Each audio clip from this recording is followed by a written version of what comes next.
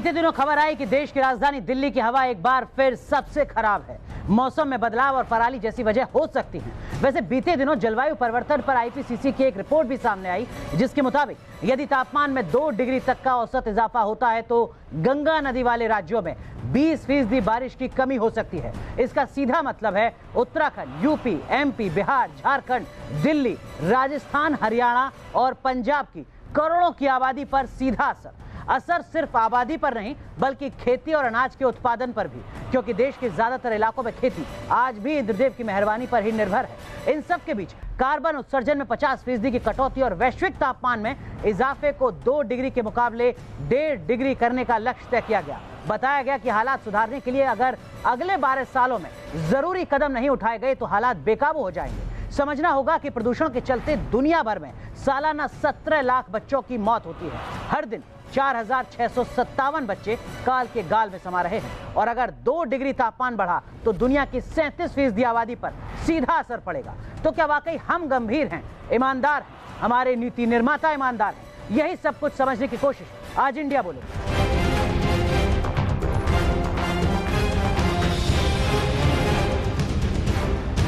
जरूरी मुद्दे पर बात करने के लिए हमारे साथ खास मेहमान जुड़ चुके हैं। हमारे साथ एडवोकेट गौरव बंसल हैं। आप लगातार एनजीटी में इस तरीके के मुद्दों को उठाते आए हैं। हमारे साथ किशनवीर चौधरी साहब जुड़ रहे हैं, आप किसानों के जाने माने नेता हैं। के सिद्धार्थ साहब हमारे साथ जुड़ रहे हैं, आप मेट्रोलॉजिस्ट हैं, लंबा अनुभव है आपका। हमारे साथ शांभवी शुक्ला जुड़ रही हैं, आप सीनियर रिसर्च एसोसिएट हैं, centre for science and environmental study institute की हमारे साथ जुड़ रही हैं। रमा रावते जी, आप सदस्य हैं मिनिस्ट्री ऑफ वाटर रिसोर्स की, सदस्य सलाहकार के तौर पर नेशनल मिशन क्लीन गंगा में भी अपनी अहम भूमिका निभाई है आपने। वीके जोशी साहब जुड़ रहे हैं हमारे साथ, आप निदेशक रह चुके हैं जियोलॉजिकल सर्वे ऑफ इंडिया के, और हमारे साथ जुड़ रहे हैं कांग्रेस पार्टी के वरिष्ठ नेता और प्रवक्ता राजीव त्यागी जी। लेकिन आप सारे मेहमानों से सवाल करने के लिए देश की युवा पीढ़ी भी यहाँ पर मौजूद है, जिनके सवालों को लेंगे। लेकिन सवालों के सिलसिले को आगे बढ़ाएं उससे पहले इसी मुद्दे से जुड़ी ये रिपोर्ट देखिए।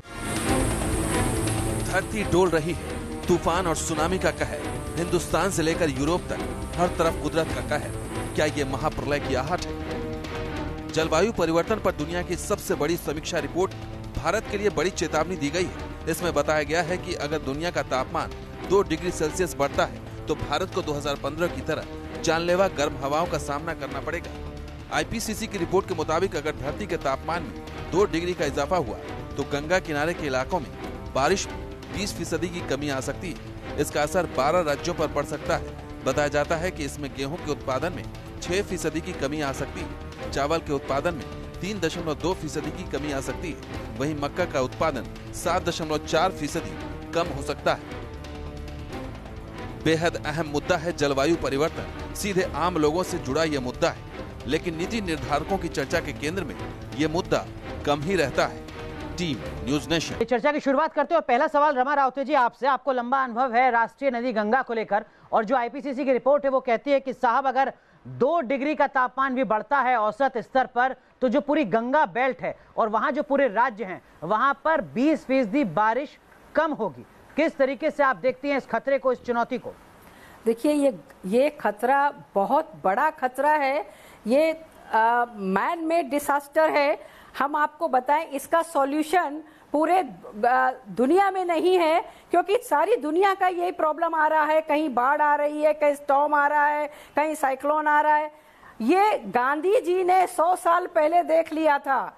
जब भारत आजाद होने वाला था तो एक अंग्रेज ने गांधी जी से पूछा कि क्या आप जो हम जिस तरह की हमारी प्रभुत्वशाली देश है, आप अपने देश को आजाद होने के बाद बनाएंगे?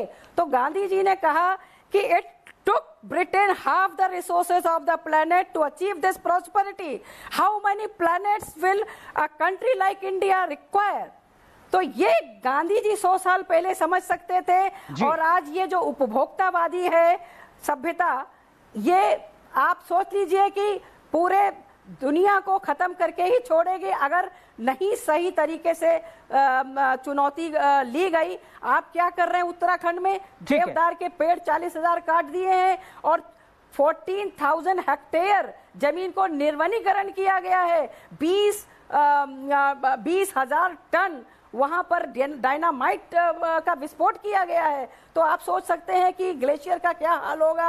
और इतने कितने ठीक है रमा रावत जी, मैं आता हूं आपके पास। वीके जोशी जी, एक चीज मैं आपसे समझना चाहूंगा, इस रिपोर्ट को अगर राज्यवार समझने की कोशिश करें तो उत्तराखंड से स्थिति शुरू होती है, उत्तर प्रदेश, मध्य प्रदेश, झारखंड, छत्तीसगढ़, पंजाब, राजस्थान, इस तरीके के तमाम राज्य और आंशिक तौर पर पश्चिम बंगाल भी। आपको लगता है कि आने वाले वक्त में देश के आबादी का बड़ा हिस्सा इस चुनौती से दो चार होने वाला है? अगर आप मेरी बात को गौर से सुने तो मैं कहना चाहता हूं, आज से 5 करोड़ 40 लाख साल पहले स्थिति इससे भी ज़्यादा ख़राब थी, बहुत ज़्यादा ख़राब थी।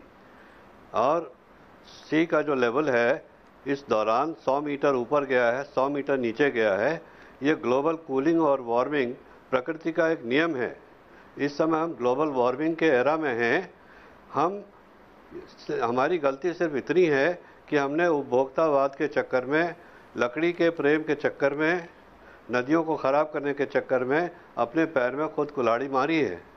अगर हम अपने आदतों को कंट्रोल नहीं करेंगे तो प्रकृति हमको ऐसे ही सीधा कर देगी जैसे 5 करोड़ 40 लाख साल पहले प्रकृति ने हमको सीधा, हम तो थे ही नहीं, लेकिन जितने भी जीव थे उनको प्रकृति ने बहुत गहरी चोट पहुंचाई थी। लेकिन किशनवीर चौधरी साहब, ये सवाल सिर्फ जिंदगी से जुड़ा हुआ नहीं है। जो रिपोर्ट है और उसके बाद जिस तरीके से उसका विश्लेषण किया गया है, उसमें कहा गया है कि साहब 10 लाख वर्ग किलोमीटर का पूरा इलाका है जहां पर सीधा असर पड़ेगा, और असर सिर्फ जिंदगी पर नहीं, खेती और अनाज के उत्पादन पर पड़ेगा। कहा यह जा रहा है कि गेहूं, चावल, मक्का और सोयाबीन की जो फसल है सीधे सीधे प्रभावित होगी। देखिए, जब आप प्रकृति के साथ खिलवाड़ करेंगे, मैं पूरी तरह इस बात से सहमत हूं कि नदियों को हमने बर्बाद किया। रासायनिक कृषि के मॉडल को जब हमने इस देश में थोप दिया तो बर्बादी का एक इतिहास शुरू हो गया। आज भी अगर हम दोबारा से सुधार करते हैं और प्राकृतिक संसाधनों पर आधारित, लेकिन हम तो हरित क्रांति पर इठलाते हैं।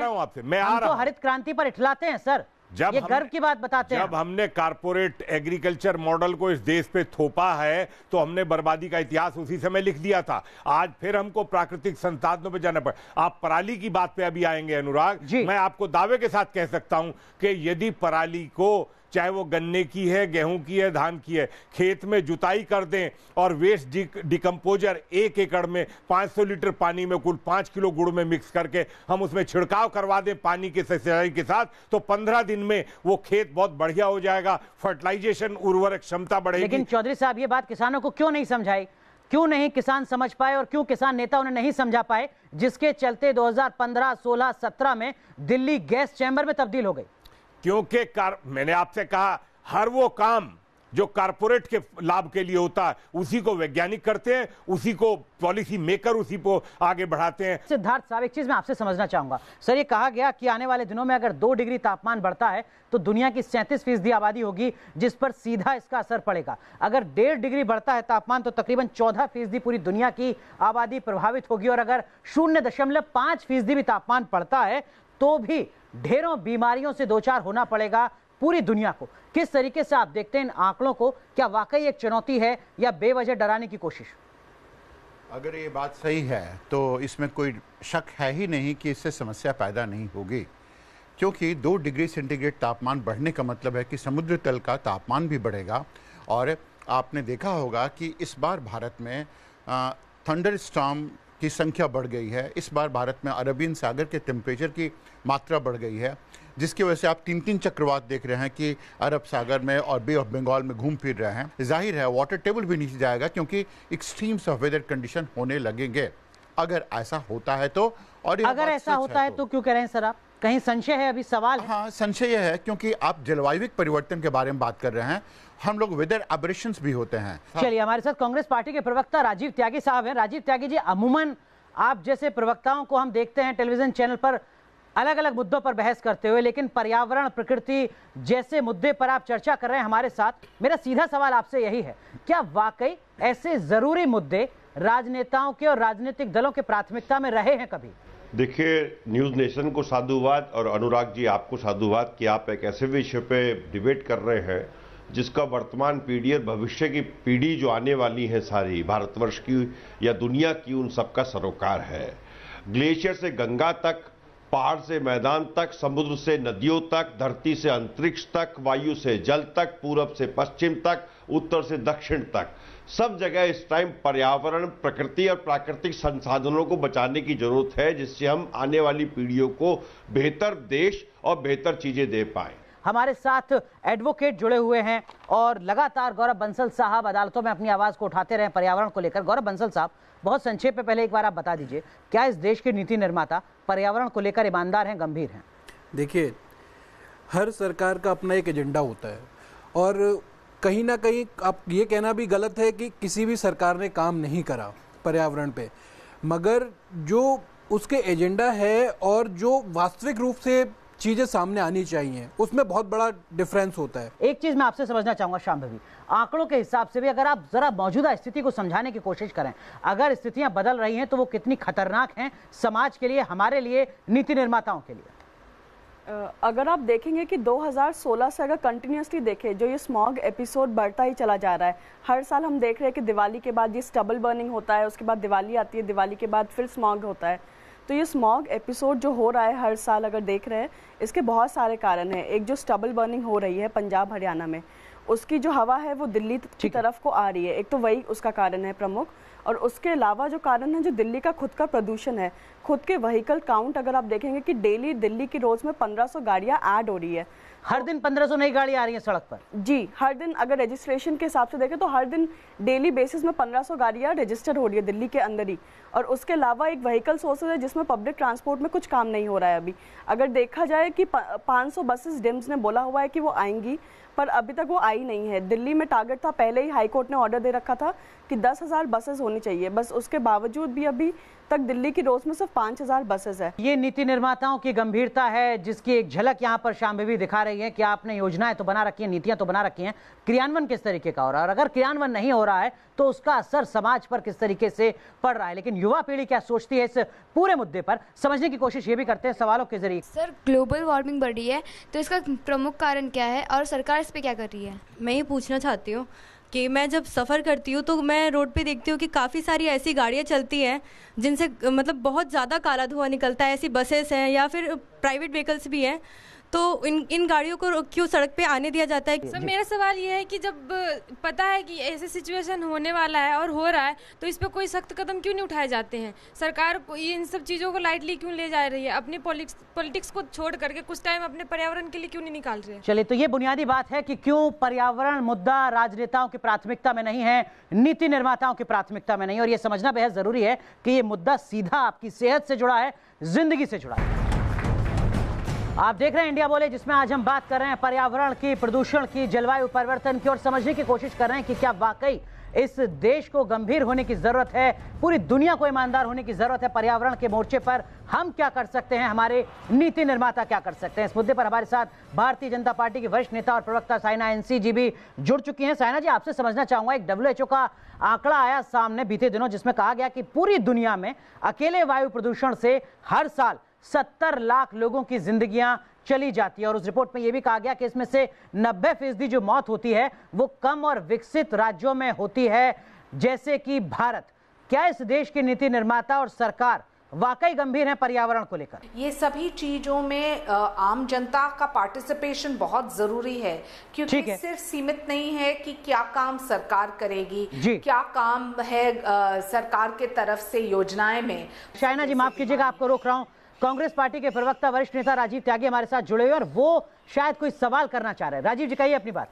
देखिए, मेरा सवाल बहुत स्पष्ट है। साइना एनसी जी ने कहा कि सरकार इसमें बहुत कुछ नहीं कर सकती है, समाज की भागीदारी जरूरी है। मैं सहमत हूं कि समाज की भागीदारी जरूरी है, इसमें कहीं कोई दो राय नहीं, लेकिन सरकारें संवाद तो कर सकती है ना। लेकिन मैं मानता हूं अनुराग जी, कार्य करना होगा सरकारों को। क्या स्वामी सानंद को आमरण अनशन के दौरान मरना चाहिए था? क्या उनकी मौत को हम हत्या नहीं कहेंगे? क्या वर्तमान सरकार सहिष्णु थी? क्या जल संसाधन मंत्रालय को या प्रधानमंत्री कार्यालय को या चीफ मिनिस्टर कार्यालय को उनसे बात नहीं करनी चाहिए थी? क्या गंगा की सफाई नहीं होनी चाहिए थी? क्या उनकी मौत पर हम आक्रोशित नहीं होंगे? जी ठीक है, चलिए आपके कुछ सवाल हैं साइना एनसी से, उन सवालों के जवाब तलाशने की कोशिश करेंगे, इस उम्मीद के साथ कि जब आप सत्ता में थे तब आपने क्या किया, ईमानदारी से आप भी बता सके, और समाज क्या कुछ कर सकता है, खतरा कितना बड़ा है, समझना यह भी जरूरी है।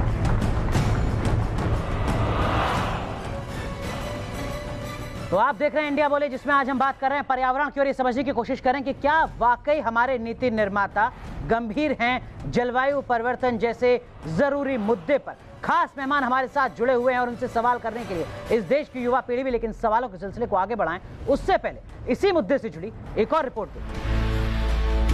यहाँ दम घुटता है, यहाँ की फिजा जहरीली है। अक्टूबर नवंबर के मौसम में दिल्ली में यही तस्वीर सामने आती है। दिल्ली हो या फिर देश का कोई और शहर, वायु प्रदूषण से कोई अछूता नहीं है। दिल्ली एनसीआर की हवा सबसे ज्यादा खराब है। अहमदाबाद की एयर क्वालिटी भी बेहद खराब है। नवंबर में दिल्ली एनसीआर में प्रदूषण सबसे ज्यादा होता है। आमतौर पर दिल्ली एनसीआर में दशहरा और दिवाली के बाद प्रदूषण में इजाफा तय है। पंजाब हरियाणा में पराली जलाना भी प्रदूषण की बड़ी वजह है। अदालतें दिल्ली को गैस चेंबर बता चुकी हैं, लेकिन प्रशासनिक निष्क्रियता का आलम यह है कि देश की राजधानी में प्रदूषण से निपटने के लिए एक्शन प्लान तैयार नहीं हो सका है। आंकड़ों के मुताबिक दुनिया के 15 सबसे प्रदूषित शहरों में 14 भारत के हैं। कानपुर सबसे प्रदूषित शहर है। प्रदूषित शहरों की सूची में दिल्ली 6ठे नंबर पर है। प्रदूषण कितना बड़ा मुद्दा है, इन आंकड़ों से आप इसका अंदाजा लगा सकते हैं। Team news nation. VK Joshi ji, एक चीज आपसे समझना चाहूंगा, आपने सुना दोनों पक्षों को, सत्ता पक्ष को भी और प्रतिपक्ष को भी। हर कोई दावा करता है कि हम साहब बहुत ईमानदार हैं या बहुत ईमानदार रहे थे। जोशी जी, आप किस तरीके से देखते हैं? आपको तो लंबा अनुभव है सर। क्या वाकई इस देश के नीति निर्माता इस तरीके के जरूरी मुद्दे पर गंभीर रहे हैं, ईमानदार रहे हैं? मैं आपसे एक बात कहना चाहता हूं, आप सबसे 1947 से, मतलब मेरा जन्म तो उसके भी पहले हो गया था। बचपन से मैं गंगा को देखता आ रहा हूं और गंगा निरंतर गंदी होती गई। इसके कारण दो हैं। पहली बात तो बढ़ती हुई आबादी को रोकने के लिए किसी सरकार ने कोई कदम नहीं उठाए आज तक। ये कोई मुद्दा है ही नहीं सरकार का। दूसरी बात यह है कि उस आबादी ने गंगा को गंदा किया। गंगा को न कांग्रेस ने गंदा किया, न बीजेपी ने गंदा किया। गंगा को गंदा किया हम सब ने, जी, जनता ने। ठीक है, लेकिन आप करें कि गंगा के प्रदूषण की जब हम बात करते हैं तो समाज उसके लिए कहीं ज्यादा जिम्मेदार है। लेकिन गौरव बंसल, आप कुछ कहना चाह रहे थे, लेकिन मेरा सवाल है आपसे, और मैं आपसे समझना चाहूंगा, देश की राजधानी दिल्ली के बारे में खबर आई कि साहब मौसम इस बार फिर बिगड़ चुका है। देश की राजधानी दिल्ली का अगर माहौल सही नहीं है पर्यावरण के लिहाज से, तो हम देश के बाकी शहरों की स्थिति कैसे देखें? और क्या वाकई राज्य के स्तर पर, केंद्र के स्तर पर ईमानदारी बढ़ती जाती है? देखिए, अभी आपने जो दिल्ली के बारे में बात करी, इसमें एक आपको इम्पोर्टेंट एस्पेक्ट बताता हूँ। बेसिकली एक 2009 में एक इंटरनेशनल ऑब्लिगेशन था एक हमारे ऊपर कि भैया हमें एक क्लाइमेट एक्शन प्लान बनाना है। तो कांग्रेस गवर्नमेंट ने 2009 में एक क्लाइमेट एक्शन प्लान बनाया और ये कहा गया कि भाई इसको national action on climate change की तरफ से देखा गया और ये कहा गया कि सारे राज्य अपने अपने स्टेट एक्शन प्लान बनाएंगे क्लाइमेट चेंज से, क्योंकि हर राज्य का अपना एक अलग तरीके का क्लाइमेट है, अपना एक अलग तरीके का जलवायु है। तो उसको देखते हुए उसको सुरक्षित कैसे रखना है, इस चीज पे अपना हर राज्य एक एक्शन प्लान बनाएगा। 2014 में हमने फिर लड़ाई लड़ी। उसके बाद एनजीटी से एक ऑर्डर आता है और ये डायरेक्ट करा जाता है सारी गवर्नमेंट्स को, स्टेट्स और यूनियन टेरिटरीज को अपने अपने प्लान बनाइए। सबने बना लिए, मगर जिसने नहीं बनाया वो दिल्ली है। ये 2009 से 2018 तक अध्ययन हो रहा है पिछले 9-10 साल से, और इस अध्ययन के चलते देश की राजधानी गैस चैम्बर बनती जा रही है। तो अगर अभी हम देखेंगे कि ये अध्ययन तो बहुत लंबे टाइम से चल रहा है, पर जो इम्प्लीमेंटेशन ऑन द ग्राउंड हो रहा है वो काफ़ी ज़्यादा वीक है। अगर आप किसी भी सेक्टर को कंसिडर कर ले, चाहे वो पब्लिक ट्रांसपोर्ट हो, चाहे वो पार्किंग हो, चाहे वो इंडस्ट्रीज़ हो, थोड़ा बहुत काम हर जगह हो रहा है। जैसे graded response action plan last year notify हो गया था, तो वो पिछले साल ग्रेडेड रिस्पॉन्स एक्शन प्लान आया था इन फोर्स, तो जिसकी वजह से जो प्रदूषण था वो थोड़ा कमी हमने देखा था। पर सोर्सेज ही इतना ज़्यादा बढ़ते जा रहे हैं, जब तक हम सोर्सेज को ही कंट्रोल नहीं करेंगे तब तक ये डिफरेंट एक्शंस जो हम ले भी रहे हैं वो कुछ भी वो ज़्यादा इम्पैक्ट नहीं कर पाएंगे एयर क्वालिटी को। जैसे कि ऑड इवन का भी सवाल हमने देखा कि ऑड इवन के बारे में लोग पूछ रहे हैं कि ऑड इवन कितना अच्छा रहा, कितना नहीं रहा। ऑड इवन एक परमानेंट सोल्यूशन नहीं है, ये सिर्फ एक इमरजेंसी सोल्यूशन है। दिल्ली के हालात अगर बिगड़ते हैं और दिल्ली जैसी तस्वीर अगर पूरे एनसीआर में नजर आती है, तो क्या उसके पीछे सिर्फ मौसम का बदलता मिजाज जिम्मेदार है या फिर हम जिम्मेदार हैं, हमारे उठाए गए कदम जिम्मेदार हैं? अगर सॉल्यूशन की आप बात समझते हैं तो दिल्ली में जो बेसिक प्रॉब्लम है वो प्रॉब्लम है dust particles. Dust particles road से आते हैं, डस्ट पार्टिकल कंस्ट्रक्शन से आते हैं। इस डस्ट पार्टिकल को आप मैनेज भी कर सकते हैं, अगर आप इसको वैक्यूमर ले लेंगे तो मैनेज भी कर सकते हैं। लेकिन वो 10,000 टन अपने डस्ट पार्टिकल को कहाँ डिपॉजिट करेंगे? और अगर डिपॉजिट करेंगे तो ब्रिककोटिंग की फैसिलिटी वहां पे होनी चाहिए कि उस डस्ट पार्टिकल को तुरंत ब्रिक में कन्वर्ट कर दिया जाए। ये बात है। तो सबसे पहले आपके पास में ब्रिक में कन्वर्ट करने की वो इंफ्रास्ट्रक्चर नहीं है हमारे पास, ठीक, ये सुविधा नहीं हमारे पास में। और इसके बारे में क्योंकि ये लॉन्ग टर्म प्लानिंग का है, एटलीस्ट मीडियम टर्म प्लानिंग का हिस्सा तो है। 9 साल से नहीं बन पाया, रॉकेट साइंस था क्या? नहीं, रॉकेट साइंस नहीं है जी। एक्चुअली इन्वायरमेंट के पीछे में थिंकिंग का इन्वेस्टमेंट नहीं है। ठीक है, हम सोचना ही नहीं चाहते हैं इस जरूरी मुद्दे पर। किशनवीर चौधरी साहब, दिल्ली के मौसम को लेकर जब बात होती है तो फिर ठीकरा किसानों पर भी फोड़ दिया जाता है। कहा जाता है कि साहब हरियाणा पंजाब में पराली जल रही है, जिसके चलते देखिए गैस चैम्बर बन चुकी है दिल्ली और सामने कुछ नजर नहीं आ रहा है, विजिबिलिटी लगातार कम होती जा रही है। क्या इस देश के पर्यावरण को बेहतर करने का श्रेय किसानों को जाता है या बिगाड़ने का? हालांकि आपने हरित क्रांति की बात की थी शुरुआत में। नहीं, ये सच्चाई है, लेकिन ये भी सच्चाई है कि एनसीआर को कंक्रीट के जंगलों में तब्दील कर दिया, हरियाली समाप्त कर दी गई, तो क्या उसका परिणाम जो है दिल्ली को नहीं भरना पड़ेगा? लेकिन साइना एनसीजी, एक चीज यहाँ पर जो नीतियों को लेकर पूछी जा रही है और एक सवाल भी यहाँ पर पूछा था युवा पीढ़ी ने, और सवाल था कि साहब किसी भी सार्वजनिक कार्यक्रम में जब माननीय नेताजी जाते हैं तो उनके स्वागत के लिए उनको तुलसी का पौधा तो दे दिया जाता है, पर्यावरण को लेकर एक सकारात्मक संदेश देने के लिए, लेकिन वो माननीय नेताजी जिस कार से गए थे उसका एवरेज 4 या 5 होता है। वो एक बड़ी कार होती है जिसकी कीमत लाखों होती है और उसमें डीजल की खपत लगातार होती है। ये विरोधाभास चेहरा क्यों है? ये सवाल इस देश की युवा पीढ़ी का था। मैं ये कहना चाहती हूँ कि हाँ, स्वाभाविक रूप से जाहिर सवाल है, क्योंकि हम जब तक कारपूलिंग की बात नहीं करते हैं, पब्लिक ट्रांसपोर्टेशन की बात नहीं करते हैं, तो फ्यूल इमिशंस जिस ढंग से हम कम कर सकते हैं तो फ़ायदा होगा। अब हम सभी जानते हैं कि 4 किस्म के पोल्यूशन है, एयर, लैंड, वाटर और नॉइज़, और चारों में भारत इतने भारी मात्रा से पोल्यूटेड है कि पहली बार इतिहास में मोदी सरकार के निमित्त एक स्टीयरिंग कमीशन घोषित की कि चारों वर्टिकल्स के प्रति क्या प्रावधान हम ले सकते हैं सरकार की तरफ से, क्या फॉलोअप हो सकता है जनता के तरफ से। जैसे कि एक उदाहरण के तौर पे प्लास्टिक को बैन करना, बहुत रेजिस्टेंस रहा, लेकिन इसके बावजूद जो हम सक्षम रहे 2, 4, 6 प्रदेश में, तो उम्मीद है कि पूरे देश में हम कर पाए कि सभी की भागीदारी मिलेगी। ठीक है, माफ कीजिएगा आपको रोक रहा हूँ। राजीव त्यागी कुछ कहना चाह रहे हैं। राजीव जी, आवश्यकता। राजीव जी, इसी डिबेट में निकल के आया दिल्ली के हालात को लेकर के, पराली का एक जिक्र आया, पॉल्यूशन का जिक्र आया, तो मैं बहुत स्पष्ट कर दूं कि किसानों को दोष देना बंद करिए प्लीज। पराली को लेकर के बहुत स्पष्ट है कि दिल्ली में जो पॉल्यूशन होता है, सबसे ज्यादा पॉल्यूशन कंस्ट्रक्शन की वजह से है, उसके बाद सारा पॉल्यूशन गाड़ियों की वजह से, पराली का उसमें एक हिस्सा है जो कि बहुत छोटा है, तो इसलिए किसानों को बदनाम करना बंद करिए प्लीज। दूसरी बात बहुत स्पष्ट कहना चाहता हूं कि पब्लिक ट्रांसपोर्ट यदि बेहतर होगा दिल्ली में, जो दिल्ली सरकार को बसें खरीदनी थी उन बसों का क्या हुआ कृपया ये बताएं। मेट्रो का विस्तारीकरण करने का जो योजना थी उनका क्या हुआ उसके बारे में बताएं। तीसरी चीज जो बहुत महत्वपूर्ण मैं कहना चाहता हूं कि जब तक सरकारें सोलर पैनल्स की तरफ नहीं जाएंगी, इलेक्ट्रिक सॉल्यूशंस की तरफ नहीं जाएंगी, पब्लिक ट्रांसपोर्ट की तरफ नहीं जाएंगी, पॉलिथीन को बैन नहीं करेंगी, राजीव त्यागी साहब माफ कीजिएगा आपको रोक रहा हूं सर, ये कब होगा? ये 2018 में होगा या 2014 से पहले भी हो सकता था? 10 साल आप सत्ता में रहे। ये जब होगा जैसे कि आपने भी एक जुमला तराश दिया बीच में कि साहब गैस की सब्सिडी छोड़ दी। अरे भाई सिलेंडर जब 420-25 रुपए का सिलेंडर 900 रुपए का हो जाएगा तो अपने आदमी अपने आप ही छोड़ देगा भाई सर, ये भी तो देखिए ना आप। तो जुमले तराशना बंद करना चाहिए, नेतले नहीं तराशने। 2014 से पहले आप ईमानदार थे क्या? करके जुमले तराशे गए, वृक्षारोपण को लेकर के जुमले हाँ, मैं बिल्कुल ईमानदारी से बताता हूं। देखिए, हमारे समय पे हर विषय में बेहतर तरीके से काम किया।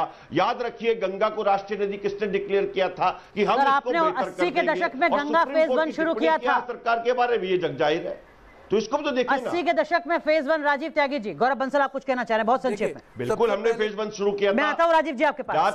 ये तो राजीव गांधी जी के समय में शुरू हुआ था, लेकिन जो एक कहना सम्मानित व्यक्ति ने की है, गंगा को सड़ाने में हम सबका योगदान है। ठीक है, साइना जी आप कुछ कह रही है, मैं आपके पास भी आऊंगा। गौरव बंसल, अगर सिर्फ राष्ट्रीय नदी घोषित करने से गंगा साफ हो रही है राजीव जी के हिसाब से, तो ये एक मिथ्या है, इसको राजीव जी थोड़ा सही कर लें। दूसरी बात, अगर आप ये कहते हैं कि यहाँ पे शाइना जी ने एक बात कहा था कि पर्यावरण को बचाने के लिए सरकार काम कर रही है, तो मैं शाइना जी को वाराणसी वापस ले आना चाहता हूँ और ये कहना चाहता हूँ कि वाराणसी में कछुआ सेंचुरी है क्योंकि वहां पे वहां के विधायकों का ये मानना है कि उस कछुआ सेंचुरी के कारण वहां पर डेवलपमेंट नहीं हो पा रहा है। आप देखिए, सुनिएगा इस चीज को, कछुआ सेंचुरी को दोष दिया जा रहा है कि वहां का डेवलपमेंट नहीं हो पा रहा है। तो एक फेवरेबल रिपोर्ट बनवाई गई है सरकार के द्वारा, जिसमें कि ये माना गया है कि क्योंकि कछुआ सेंचुरी है, डेवलपमेंट नहीं हो पा रहा है, तो उस कछुआ सेंचुरी को अब हटाया जा रहा है। ठीक है, तो यहाँ पर आप ये देखना पड़ेगा कि आप किसको दोष दे रहे हैं। सबसे बड़ी दोषी अगर कोई है, इतना इंडस्ट्रियलिस्ट एफ्लुएंट ट्रेड जो बेस्ड है, वो सारा का सारा ट्रेड एफ्लुएंट गंगा में जा रहा है। तो ये कांग्रेस के टाइम से भी जा रहा है, अब भी जा रहा है। ठीक है सायना जी, माफ कीजिएगा, आपके पास लौटेंगे, लेकिन उससे पहले युवा पीढ़ी के जहन में जो कुछ सवाल हैं जरूरी मुद्दे को लेकर, वो सवाल लेते हैं और उसके बाद चर्चा को आगे। सरकार धर्म को लेकर इतनी चर्चाएं करती है पर पर्यावरण को लेकर कोई बातचीत नहीं होती। सर मेरा सवाल ये है कि पर्यावरण के लिए क्यों ना हम एक दूसरे पे दोष डालना छोड़ दें, मिलकर क्यों नहीं हम सभी काम करते हैं इसके। सर हम पब्लिक पार्टिसिपेशन की बात करते हैं, तो पब्लिक को अवेयर कब करा जाएगा और कौन करेगा जो इतनी सारी प्रॉब्लम्स हो रही हैं हमारे एनवायरमेंट। ठीक है सायना जी, हमें रुकना है, लेकिन उससे पहले एक सवाल मैं आपसे पूछना चाहूंगा, जो सवाल यहाँ पर युवा पीढ़ी ने पूछा। इस देश में स्वच्छ भारत अभियान चल रहा है और जो आंकड़े आते हैं वो बताते हैं कि दुनिया के 15 सबसे प्रदूषित शहरों में से 14 हमारे देश के हैं। कैसे हम पर्यावरण की बात कर रहे हैं और कहां बात कर रहे हैं? आप सही बोल रहे हैं कि एक स्वच्छ भारत अभियान एक कैंपेन था जो सक्षम रहा, वैसे एक पर्यावरण को लेके भी कैंपेन जरूर चल रहा है। इंटरलिंकिंग ऑफ रिवर्स को लेके एक कैंपेन चल रहा है। जो आपने national mission for clean Ganga की बात की, ये एक ओवरनाइट सोल्यूशन नहीं है। हमने 60-70 साल देखा है कि लोगों ने किस ढंग से एफ्लुएंस, डेड बॉडीज सब गंगा में फेंक दिया है। तो कहीं ना कहीं ये सभी चीजों के लिए टेक्नोलॉजी का भी उपयोग, जापान जैसे देश जहां बहुत सारे अच्छे टेक्नोलॉजीज हैं वो भी अपना रहे हैं। तो मैं नहीं मानती हूं कि काम नहीं हो रहा है, लेकिन मंजिल कठिन है। आप कह रहे हैं कि रातों रात स्थितियां नहीं सुधर सकती हैं, लेकिन उसी अंतर्राष्ट्रीय रिपोर्ट जिसका जिक्र हम यहाँ पर कर रहे हैं उसमें कहा है कि सिर्फ अगले 12 साल बचे। अगर अगले 12 साल में स्थिति नहीं सुधर पाई पूरी दुनिया में तो हालात बेकाबू हो जाएंगे। तो इंडिया बोले में आज बात पर्यावरण की हो रही है, जलवायु परिवर्तन की हो रही है, और इस आखिरी दौर में समाधान क्या हो सकता है कि हम अपने स्तर पर, समाज के स्तर पर, सरकार के स्तर पर स्थितियों को बेहतर कर सके। रमा रावते, सबसे पहले आपसे समझना चाहेंगे, राष्ट्रीय नदी गंगा की अहम भूमिका है आबादी के लिहाज से, खेती के लिहाज से, क्या कुछ किए जाने की जरूरत है? बहुत संक्षेप में। मैं ये कहना चाहती हूँ कि सबसे पहले तो है कि जीरो डिस्चार्ज जो हमारे 7 IITs ने प्लान बनाया है वो होना चाहिए। और दूसरा है कि ऑर्गेनिक फार्मिंग, जितना गंगा के किनारे गांव है सब में ऑर्गेनिक फार्मिंग, जिससे कि गंगा नदी में प्रदूषित पानी नहीं आएगा। शांभवी, एक चीज आपसे भी समझना चाहूंगा, आप लगातार वायु प्रदूषण के मुद्दे पर काम कर रही हैं, क्या कुछ ऐसा है जो समाज कर सकता है, सरकार कर सकता है? तो अगर हम बात करते हैं कि समाज क्या कर सकता है या सरकार क्या कर सकती है, तो ये एक इंडिविजुअल लेवल का गेम नहीं है कि सरकार करे या जनता करे। दोनों को मिलके एक साथ बहुत सारे स्टेप्स उठाने पड़ेंगे। जैसे कि अगर बीजिंग का एग्जांपल देखें, बीजिंग भी बहुत ज़्यादा पोल्यूटेड सिटीज़ में था, पर उन लोगों ने 2012 से लेकर 2017 तक 5 साल का ऐसा प्लान बनाया कि उन लोगों का प्रदूषण लेवल काफ़ी गुना कम हो गया है। सिद्धार्थ सर, सिर्फ दिल्ली नहीं पूरी दुनिया की अगर बात करें तो क्या पूरी दुनिया ईमानदार है, गंभीर है? जलवायु परिवर्तन जैसे मुद्दे पर पेरिस समझौते को लेकर तमाम तरीके की असहमति सामने आती है, ट्रंप साहब के अलग अलग बयान सामने आते हैं, क्या वाकई हम ईमानदार हो पाएंगे? नहीं, दुनिया ईमानदार इसलिए नहीं है क्योंकि जलवायु परिवर्तन ग्लोबल पॉलिटिक्स है, ग्लोबल इकोनॉमी है। कोई देश है उसके आड़ में अपने सोलर टेक्नोलॉजी को बेचना चाह रहा है, डेवलपिंग कंट्री से पैसा लेना चाह रहा है, तो दुनिया ईमानदार नहीं है। गौरव बंसल, लेकिन क्या इसके लिए सरकार की ओर देखना होगा या अदालतों का रुख करना पड़ेगा? देखिए, जब सरकारें निकम्मापना ठान लेंगी तो डेफिनेटली आम आदमी के पास कोई हथियार नहीं बचता सिवाय कोर्ट के। और जिस तरीके से सरकारों ने अभी तक काम करा है, कोई भी रही हो जी, वो दिखाता है कि हमारी गंगा का क्या हाल कर दिया है। सबको मिलजुल कर काम करना होगा, और जब सबको मिलजुल कर काम करने की बात की जाती है तो यहाँ पर समाज यानी आप और मैं और सरकार सबको साथ आना होगा। और सिर्फ सरकार नहीं, राजनीति में बैठे तमाम नेता, तमाम लोग समाज के अहम हिस्से से जो जुड़े हुए हैं। बहुत बहुत शुक्रिया आप सभी लोगों का जुड़ने के लिए और इस जरूरी मुद्दे पर अपनी अपनी बात, अपना अनुभव साझा करने के लिए।